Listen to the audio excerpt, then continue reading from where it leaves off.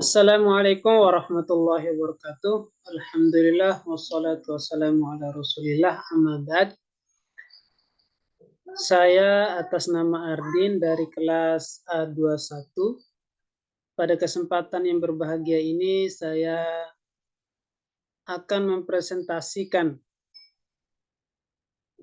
proposal dengan judul Penerapan Pembelajaran Kooperatif Tipe Jigsaw terhadap Peningkatan Hasil Belajar Pendidikan Agama Islam Siswa Kelas 12 SMA Negeri 5 Kota Bima. Bab 1, pendahuluan latar belakang. Belajar merupakan kewajiban bagi setiap orang yang beriman agar memperoleh ilmu pengetahuan dalam rangka meningkatkan derajat manusia itu sendiri. Dijelaskan dalam surah Al-Alaq ayat 1. A'udzu billahi minasyaitonir rajim. Bismillahirrahmanirrahim. Iqra bismi rabbikal ladzi khalaq. Yang artinya bacalah dengan nama Tuhanmu yang menciptakan. Adapun tujuan pendidikan agama Islam adalah untuk meningkatkan kemampuan manusia dalam memenuhi kebutuhannya. Berkembangnya potensi peserta didik agar menjadi manusia yang beriman dan bertakwa kepada Tuhan yang Maha Esa, berakhlak mulia, sehat, berilmu, cakap, kreatif, mandiri, dan menjadi warga negara yang demokratis, serta bertanggung jawab. Dalam hal ini, berbagai upaya telah dilakukan oleh pemerintah dan masyarakat. Tujuan pendidikan nasional seperti pemantapan pelaksanaan kurikulum, jenis dan mutu pendidikan, serta sarana dan prasarana pendidikan. Agar pendidikan di setiap satuan pendidikan menjadi efektif, maka diperlukan sarana dan variasi proses pembelajaran yang lengkap dan tertata dengan baik.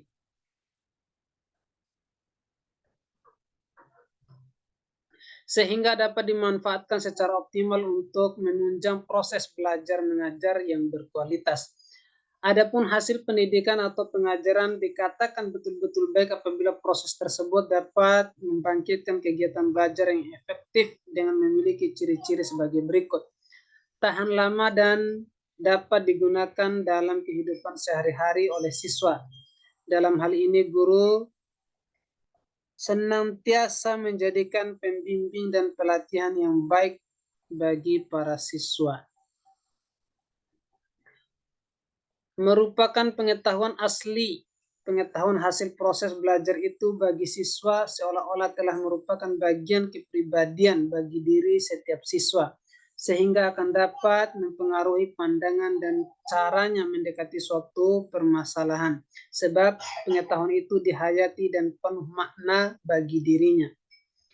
Agar semua upaya peningkatan mutu pendidikan bisa tercapai, maka kegiatan-kegiatan menuju tercapai tujuan tersebut secara efektif dan efisien terlihat diantaranya dengan meningkatkan mutu mata pelajaran dan tenaga yang berprofesional. Seorang guru dituntut untuk meningkatkan profesional sesuai dengan disiplin ilmunya, sehingga guru mampu memberikan yang terbaik terhadap kepentingan siswa berdasarkan kurikulum yang berlaku. Kemampuan profesional guru di dalam mengelola pelajarannya, terutama yang berkaitan dengan implementasi kurikulum tingkat satuan pendidikan, perlu dilakukan upaya terus-menerus karena tingkat keberhasilan kurikulum sangat bergantung pada apa yang terjadi dalam proses pembelajaran interaksi guru dengan murid. Guru yang efektif yaitu cerdas mengharapkan pencapaian yang tinggi. Seorang guru harus menguasai berbagai macam keterampilan, mengajar, menguasai materi pelajaran, memahami secara jelas tujuan yang hendak dipakai dan humoris.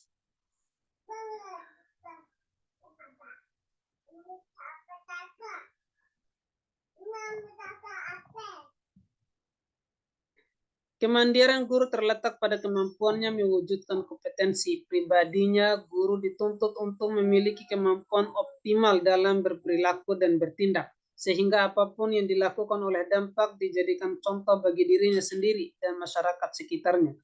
Profesi kemampuan guru terletak pada kemampuan optimal dalam mewujudkan jawabannya, sebagai mengelola kegiatan pembelajaran dan mampu memberikan kegiatannya guna memberikan penguatan terhadap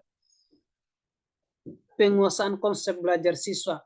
Kondisi tersebut menunjukkan bahwa pelajaran pendidikan agama Islam masih kurang diminati oleh sebagian siswa karena dianggap bersifat semata dan pilihan yang paling ringan dan padat pembagian jurusan siswa. Tingkat SMA untuk menjawab mengenai mata pelajaran kurang diminati oleh siswa merupakan tugas semua pihak secara bersama sebagai orang yang beragama Islam. Penulis merasa tertarik untuk mengungkapkan dan mencari jawaban agar pelajaran pendidikan agama Islam dapat diminati dan disenangi oleh siswa. Di samping itu juga, jika kenyataan di atas tidak segera mendapatkan perhatian dan penanganan yang khusus, pada akhirnya akan mempengaruhi dalam mempersiapkan sumber daya manusia yang berkualitas serta memiliki kemampuan dalam memenuhi kebutuhannya akan sangat sulit terwujud. Salah satu cara yang dapat ditempuh adalah dengan menggunakan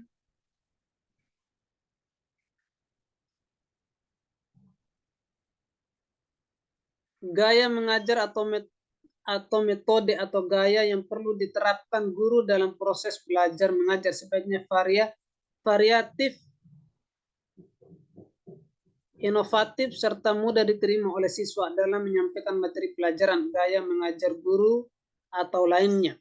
Variasi suara, penekanan, pemberian waktu, kontak pandang, gerakan anggota badan dan pindah posisi, dan berbagai metode pembelajaran.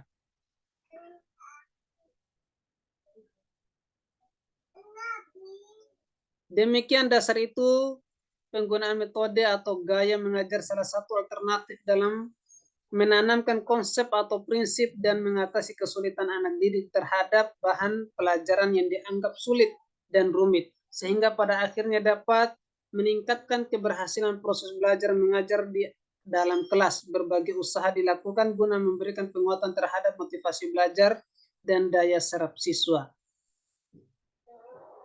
Salah satunya ialah dalam kemampuan guru dalam menggunakan metode atau berbagai keterampilan gaya mengajar. Kemampuan guru dalam hal inilah yang sangat besar pengaruhnya terhadap daya serap dan peningkatan prestasi belajar siswa. Tugas guru bukan hanya mengajar, melainkan mengembangkan dan mengarahkan sehingga materi dapat diserap oleh siswa. Dalam hal ini dorongan dan partisipasi secara aktif kepada siswa dengan menggunakan beberapa macam keterampilan gaya mengajar akan lebih menarik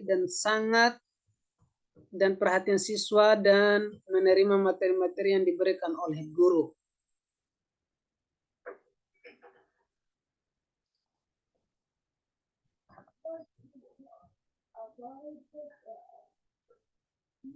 Permasalahan yang dihadapi setiap anak didik biasanya bervariasi, maka pendekatan yang digunakan akan lebih tepat dengan menggunakan keterampilan gaya yang bervariasi pula. Penggunaan strategi pembelajaran akan memungkinkan siswa untuk terlibat secara aktif pada kegiatan pembelajaran sesuai dengan potensi yang dimilikinya.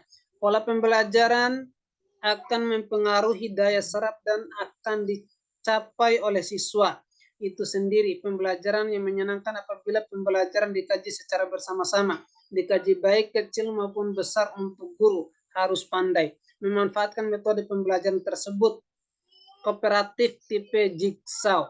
Dengan demikian, penggunaan metode guru menjadi faktor penting dalam menentukan keberhasilan prestasi siswa. Guru merupakan suatu profesi yang artinya suatu jabatan yang memerlukan keahlian khusus sebagai guru dan tidak dapat dilakukan oleh sembarangan orang di luar bidang pendidikan. Pada kenyataan masih banyak guru yang menerapkan beberapa prinsip mengajar agar dapat melaksanakan tugasnya secara profesional. Maka kami mengajukan judul skripsi dengan judul Pengaruh Penerapan Pembelajaran Kooperatif Tipe Jigsaw terhadap hasil belajar siswa pendidikan agama Islam kelas 12 SMA Negeri 5 Kota Bima. B. Pernyataan masalah. Penerapan pembelajaran kooperatif tipe Jigsaw dapat meningkatkan hasil belajar siswa kelas 12 SMA Negeri 5 Kota Bima. Rumusan masalah, Berdasarkan latar belakang di atas, maka dapat diajukan rumusan masalah sebagai berikut. Bagaimana pengaruh penerapan metode kooperatif tipe Jigsaw terhadap mata pelajaran pendidikan agama Islam di kelas 12 SMA Negeri 5 Kota Bima?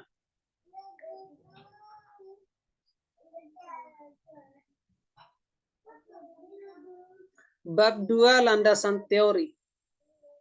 Pembelajaran kooperatif.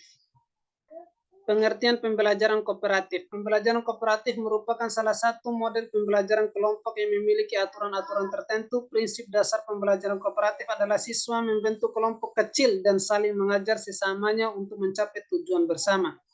Pembelajaran kooperatif adalah pemanfaatan kelompok kecil untuk memaksimalkan pelajar mereka dan belajar anggota lainnya dalam kelompok itu, sehingga dalam menyelesaikan tugas kelompok setiap anggota saling kerja sama dan membentuk untuk memahami suatu bahan pembelajaran.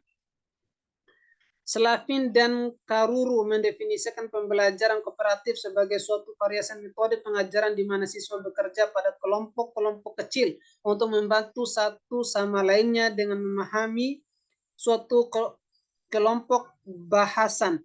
Siswa diharapkan saling membantu berdiskusi dan berargumen dengan yang lainnya sehingga dapat menekan perbedaan pemahaman dan pengetahuan dalam mempelajari suatu pokok bahasan.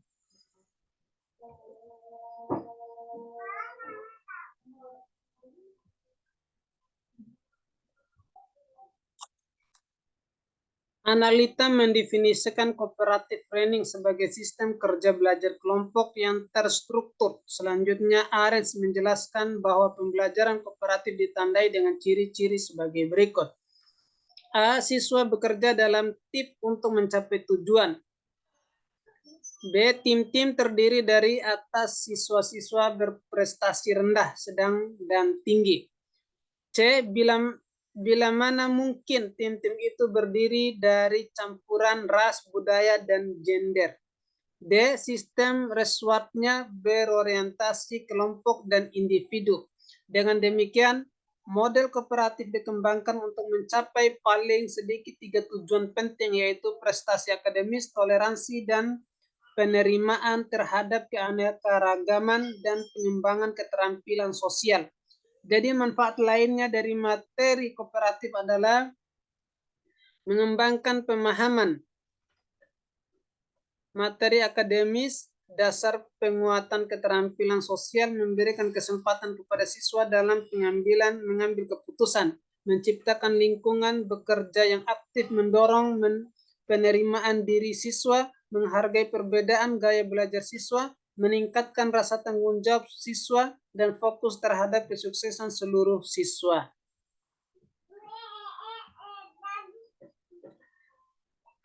Karakteristik model pembelajaran kooperatif. Ada beberapa karakteristik model pembelajaran kooperatif, diantaranya adalah sebagai berikut. Pertama, pembelajaran secara tim. 2, didasarkan pada manajemen kooperatif. 3, kemampuan untuk bekerja sama. 4, keterampilan bekerja sama. 3, unsur-unsur pembelajaran kooperatif. Unsur-unsur yang menjadi karakteristik pembelajaran kooperatif Johnson adalah sebagai berikut. Saling ketergantungan positif. Saling ketergantungan positif adalah gambaran suatu perasaan tergantung yang timbul dalam diri siswa, para anggota satu terhadap yang lain dalam kelompok. 2, interaksi tatap muka. Pembelajaran kooperatif membutuhkan interaksi tatapan muka di antara siswa yang akan datang meningkatkan belajar satu sama lain. Interaksi tatapan muka memiliki beberapa efek, yaitu adanya aktivitas kognitif dan dinamika interpersonal yang diturunkan hanya pada saat siswa menjelaskan kepada anggota lain bagaimana jawaban dari tugas yang diberikan, termasuk penjelasan pemecahan masalah, mendiskusikan konsep, mengajarkan suatu pengetahuan kepada yang lain, dan menjelaskan bagaimana penghubungan pembelajaran yang sekarang dengan pembelajaran yang lalu. 2. Memberikan kesempatan untuk munculnya pola dan pengaruh sosial yang beragam. 3. Tanggapan verbal dan nonverbal merupakan balikan dari interaksi tatapan muka, memberikan kesempatan teman sebaya untuk mempengaruhi anggota kelompok yang tidak mempunyai motivasi untuk belajar. 4. Interaksi tatap muka memberikan kesempatan teman baya untuk mempengaruhi anggota tempat yang lain mempunyai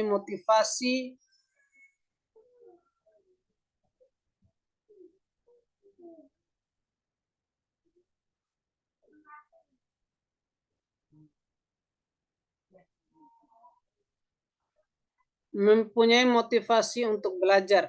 Interaksi tatap muka memberikan kesempatan teman baya untuk mempengaruhi anggota tempat lain yang mempunyai motivasi untuk belajar. Interaksi tatap muka lain untuk melengkapi tugas juga mencakup untuk mengetahui setiap personal yang merupakan dasar dari kepedulian dan hubungan antar anggota. Tanggung jawab individu. Tanggung jawab individu ialah kunci untuk memastikan bahwa semua anggota memberikan sebuah kontribusi dalam kelompok. D. Keterampilan internasional dan kelompok kecil.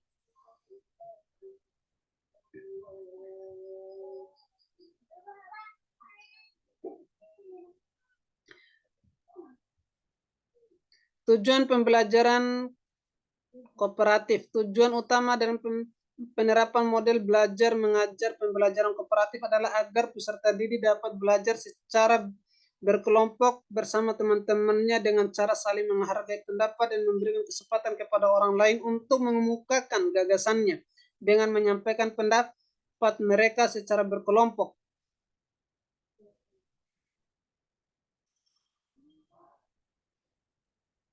Macam-macam pembelajaran kooperatif. Yang pertama, team game turnamen. Tipe ini menggunakan turnamen akademik dan menggunakan kuis-kuis dan sistem skor kemajuan individu, di mana para siswa berlomba sebagai wakil tim mereka dengan anggota tim lain yang kinerja akademik sebelumnya serta seperti mereka. 2. Kooperatif integrated reading and composition. Tipe ini bertujuan untuk merancang, mengimplementasikan, dan mengevaluasi pendekatan proses menulis pada pelajaran menulis dan seni berbahasa yang akan memanfaatkan kehadiran teman satu kelas. Yang ketiga, bernomor atau numbered hint. Kepala bernomor adalah salah satu tipe dari pembelajaran kooperatif dengan sintaks pengarahan buat kelompok heterogen dan tiap siswa memiliki nomor tertentu. Berikan persoalan materi bahan ajar untuk tiap kelompok sama, tapi untuk tiap siswa tidak sama sesuai dengan nomor siswa. Tiap siswa dengan nomor sama mendapat tugas yang sama, kemudian bekerja kelompok. Presentasi kelompok dengan nomor siswa yang sama sesuai dengan tugas masing-masing sehingga terjadi diskusi kelas, kuis individual, dan buat skor perkembangan setiap siswa. Umumkan hasil kuis dan beri reward. Yang keempat, tipe jigsaw. Pengertian tipe jigsaw. Pembelajaran kooperatif tipe jigsaw adalah salah satu tipe pembelajaran kooperatif yang mendorong siswa aktif dan saling membantu dalam menguasai materi untuk mencapai prestasi yang maksimal. Jadi, pada teknik jigsaw ini, siswa dalam satu kelompok berpencar untuk berkumpul dengan anggota kelompok lainnya. Jigsaw dikembangkan oleh Elliot Aronson dan rekan-rekannya. Sebagai metode cooperative learning, secara singkat digambarkan dalam bagian ini membutuhkan pengembangan yang ekstensif dari materi-materi khusus. Pembelajaran dengan teknik diawali dengan pengenalan topik yang akan dibahas oleh guru. Guru bisa menuliskan topik yang akan dipelajari pada papan tulis, whiteboard, penayangan PowerPoint, dan sebagainya. Guru menanyakan kepada siswa apa yang mereka ketahui mengenai topik tersebut. Dalam jigsaw, siswa dituntut untuk saling ketergantungan yang positif, saling memberitahu terhadap teman sekelompoknya. Hal ini senada dengan pendapat Hinze sebagai berikut. Jigsaw merupakan satu metode yang memungkinkan munculnya saling ketergantungan antar anggota kelompok. Selain itu, metode ini juga menunjang interaksi dan elaborasi kognitif, memunculkan rasa menghormati pada orang lain, serta membangun pengetahuan bersama. Dalam jigsaw ini, setiap anggota kelompok memiliki tanggung jawab terhadap keberhasilan sesama anggota kelompoknya. Dalam pembelajaran dengan metode jigsaw akan memungkinkan masing-masing siswa yang bergabung dalam kelompok ahli akan menjadi seorang ahli dalam mengumpulkan informasi, konsep, dan kemampuan lainnya yang terkait dengan topik yang mereka pelajari.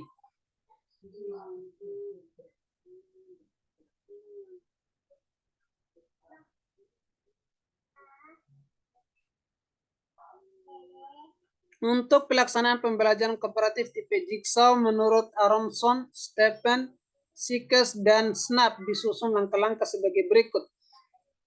1. Siswa dikelompokkan ke dalam 4 anggota tim. 2. Tiap orang dalam tim diberi bagian materi yang berbeda. 3. Tiap orang dalam tim diberi bagian materi yang ditugaskan. 4 anggota dari tim yang berbeda yang telah mempelajari bagian atau subbab yang sama bertemu dalam kelompok baru, kelompok ahli, untuk mendiskusikan subbab mereka. 5. Setelah selesai diskusi sebagai tim ahli, tiap anggota kembali ke kelompok asal dan bergantian mengajar teman satu tim mereka tentang subbab yang mereka kuasai, dan tiap anggota lainnya mendengarkan dengan sungguh-sungguh. 6. Tiap tim ahli mempresentasikan hasil diskusi. 7. Guru memberi evaluasi. 8. Penutup.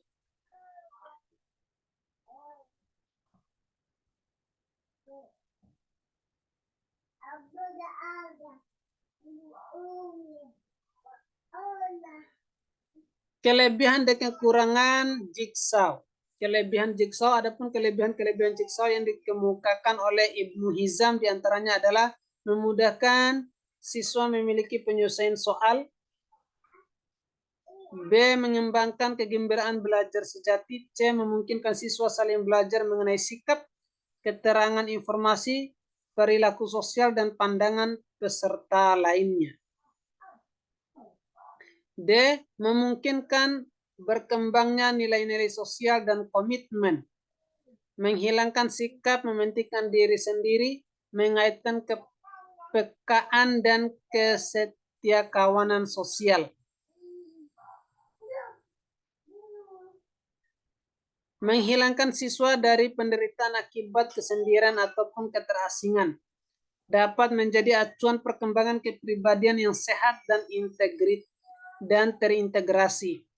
Meningkatkan saling percaya kepada manusia, meningkatkan keyakinan terhadap ide atau gagasan sendiri, meningkatkan kegemaran berteman tanpa memandang perbedaan kemampuan jenis kelamin, norma atau adat, etnis, strata sosial, dan sebagainya. Mengembangkan kesadaran bertanggung jawab dan saling menjaga perasaan, meningkatkan keterampilan hidup bergotong royong, meningkatkan kemampuan berpikir kreatif, memberikan harapan yang lebih besar bagi manusia biasa yang mampu menjalin hubungan positif dengan sesamanya, baik di tempat kerja maupun di masyarakat. Kekurangan tipe jigsaw. Ibnu Hazm juga mengemukakan pendapatnya mengenai kekurangan yang dimiliki metode jigsaw, diantaranya adalah sulit membuat kelompok yang heterogen baik inteligensi, bakat, minat, atau daerah tempat tinggal. B. Murid-murid yang dianggap guru heterogen sering tidak merasa cocok dengan kelompok itu. C. Pengertian tentang guru pengelompokan ini kadang-kadang masih belum mencukupi. D. Dalam belajar bersama tidak terkendali sehingga menyimpang dari rencana dan berlarut-larut. B. Hasil belajar. Pengertian hasil belajar. Kata hasil dalam Kamus Bahasa Indonesia berarti sesuatu yang menjadi akibat dari usaha. Kata hasil sering dikaitkan dengan prestasi. Hal ini karena arti prestasi itu adalah hasil yang telah dicapai. Selanjutnya, Soition mengungkapkan pengertian belajar adalah perubahan mental pada diri pelajar untuk memodifikasi kecenderungan.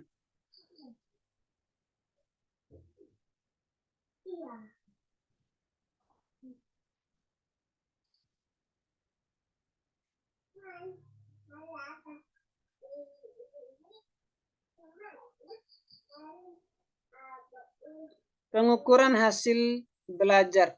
Hasil belajar ini dapat diketahui dari proses penilaian, yaitu kegiatan membandingkan hasil pengukuran skor sifat atau suatu objek dengan acuan yang relevan, sedemikian rupa sehingga diperoleh suatu kualitas kuantitatif. Pengukuran hasil belajar dapat dilakukan dengan beberapa cara, diantaranya yaitu pengukuran secara tertulis, pengukuran secara lisan, dan pengukuran melalui observasi.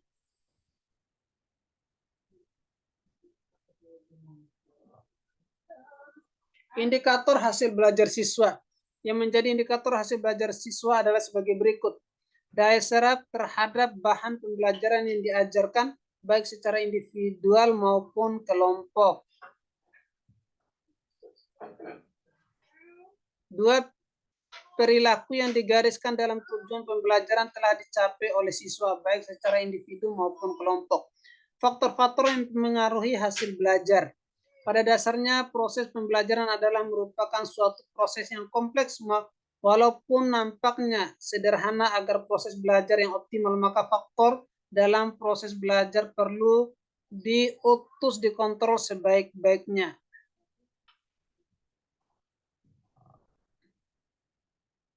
Faktor belajar ini banyak ditentukan oleh faktor psikologi seperti perhatian, pengamatan, tanggapan, fantasi, ingatan, berpikir, dan bakat, berkat, dan beberapa diantaranya dibahas sebagai berikut. Berpikir merupakan salah satu kemampuan untuk dapat merumuskan, mensistensikan, dan menarik kesimpulan. Bakat merupakan salah satu kemampuan manusia untuk melaksanakan suatu kegiatan dan sudah ada sejak manusia itu ada.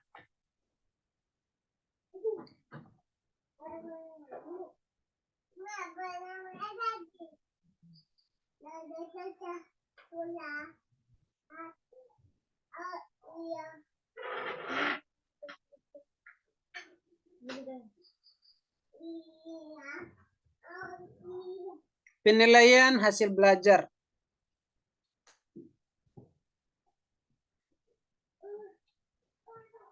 Menurunkan hasil belajar. Sekolah juga mempengaruhi hasil belajar, mengungkapkan bahwa untuk mengukur dan mengevaluasi hasil belajar siswa tersebut dapat dilakukan melalui tes prestasi belajar berdasarkan tujuan dan ruang lingkupnya.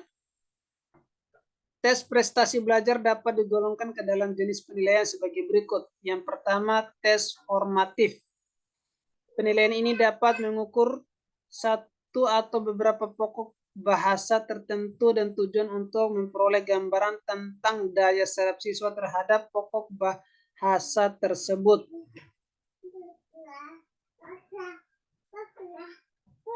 Kedua, tes subsumatif. Tes ini meliputi sejumlah bahan pengajaran tertentu yang telah diajarkan dalam waktu tertentu. Yang C, tes sumatif. Tes ini diadakan untuk mengukur daya serap siswa terhadap bahan pokok-pokok bahasa yang telah diajarkan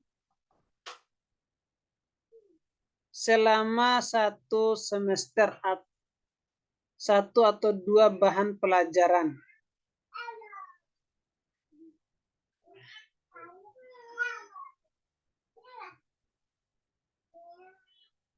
Pendidikan agama Islam. Pengertian pendidikan agama Islam. Pendidikan agama Islam ialah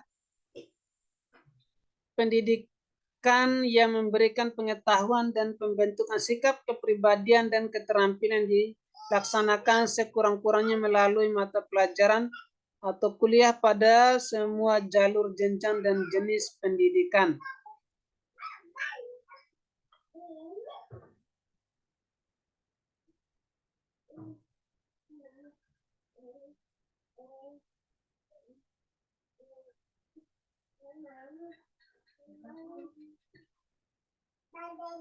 Bab 3, metodologi penelitian.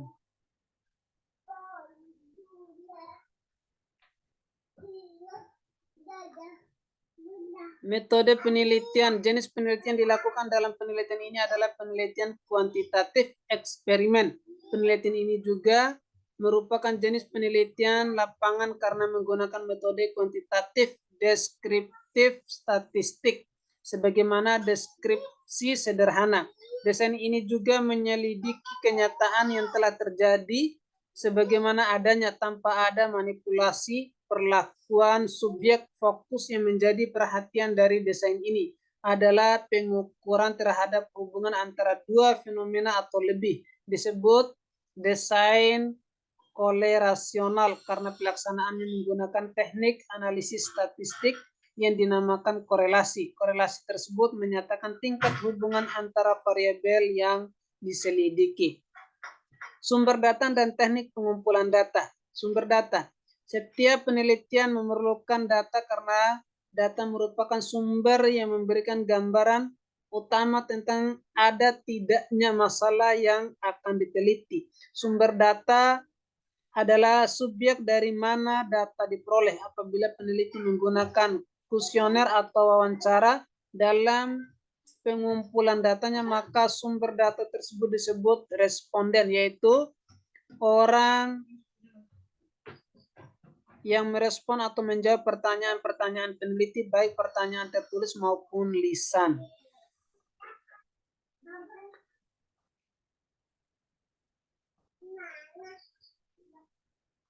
Sumber data dalam suatu penelitian sangat penting perannya, yaitu untuk menentukan tingkat keberhasilan peneliti dalam menganalisa suatu gejala atau masalah tentang penerapan pembelajaran kooperatif tipe Jigsaw terhadap peningkatan hasil belajar pendidikan agama Islam siswa kelas 12 SMA Negeri 5 Kota Bima.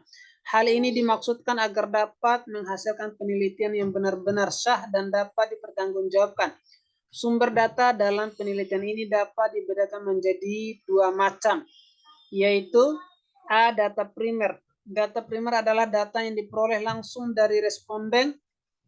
Bagaimana pengaruh penerapan metode kooperatif tipe Jigsaw terhadap mata pelajaran pendidikan agama Islam di kelas 12 SMA Negeri 5 Kota Bima berdasarkan wawancara yang dilakukan peneliti. B. Data sekunder. Data sekunder adalah data yang berupa dokumen, arsip, informasi, fakta tertulis, dan surat berharga lainnya yang berada pada sumber peneliti. Teknik pengumpulan data. Untuk pengumpulan data yang dibutuhkan, maka peneliti menentukan metode yang digunakan sehingga data mencapai keabsahan. Adapun metode yang dipergunakan dalam pengumpulan data di lapangan adalah metode observasi, interview atau wawancara, dan dokumentasi. Metode observasi. Metode observasi merupakan proses pengumpulan data dengan menggunakan pengamatan terhadap objek penelitian. Observasi dapat juga dilakukan secara langsung maupun secara tidak langsung kepada guru dan siswa sesuai proses pembelajaran. Metode interview. Interview sering juga disebut dengan metode wawancara yang merupakan metode pengumpulan data yang menghendaki komunikasi langsung antara penyelidik dengan subjek atau responden. Wawancara dilakukan dengan tatap muka langsung antara peneliti dan sumber data. Interview yang digunakan dalam penelitian ini adalah interview bebas terpimpin, artinya dalam melakukan wawancara bebas mengajukan pertanyaan kepada responden yang hanya memuat garis besar yang akan ditanyakan. Metode dokumentasi. Metode dokumentasi adalah penelitian ini digunakan untuk mendapatkan hasil data yang berkaitan dengan gambaran umum lokasi penelitian. Penerapan metode kooperatif tipe Jigsaw terhadap peningkatan hasil belajar Pendidikan Agama Islam siswa kelas 12 SMA Negeri 5 Kota Bima. Nilai hasil belajar siswa dan data kumpulan prestasi siswa. Instrumen penelitian dan dokumentasi. Instrumen penelitian adalah alat atau fasilitas yang digunakan untuk mempermudah penelitian dalam pengumpulan data sehingga data yang diperoleh jelas, sistematis, lebih cermat, lengkap, serta prosesnya lebih mudah. Dengan demikian dapat diartikan bahwa instrumen penelitian adalah merupakan alat atau fasilitas yang digunakan oleh peneliti dalam sebuah penelitian dengan tujuan agar data yang diperoleh lebih valid dan akurat. Adapun instrumen yang digunakan dalam penelitian ini adalah sebagai berikut. Pertama, pedoman observasi. Kedua, pedoman dokumentasi. Ketiga, pedoman wawancara. Teknik analisis data berdasarkan latar belakang masalah, tujuan, dan hipotesis yang diajukan dalam penelitian ini, maka teknik analisis data yang digunakan adalah teknik analisis statistik dengan menggunakan rumus tes atau uji. Tes setiap analisis disesuaikan dengan pendekatan yang digunakan dalam penelitian ini yang diperoleh data kuantitatif, yaitu data yang direalisasikan dalam bentuk angka.